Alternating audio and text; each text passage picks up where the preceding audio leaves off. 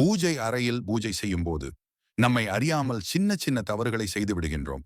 அந்த தவறுகளின் மூலம் குடும்பத்திற்கு ஏதாவது பெரிய கஷ்டங்கள் வருமா? கடவுள் குடும்பத்தை தண்டித்து விடுவாரா என்று கேட்டால் நிச்சயம் கிடையாது. செய்யக்கூடிய தவறுகள் அறியாமல் செய்தால் கடவுள் நம்மை தண்டிக்க மாட்டார். அதனால் பூஜையை முறைப்படி நடத்த வேண்டும். நாம் பூஜையில் செய்யக்கூடாத தவறுகள் என்னென்ன என்று நம்ம முருகன் ஆராதனை சேனல் வீடியோ மூலம் அறிந்து கொள்வோம். நீங்கள் பூஜையை வெறும் தரையில் உட்கார்ந்து செய்யக்கூடாது. ஆசன பலகையில் அமர்ந்துதான் பூஜை செய்ய வேண்டும்.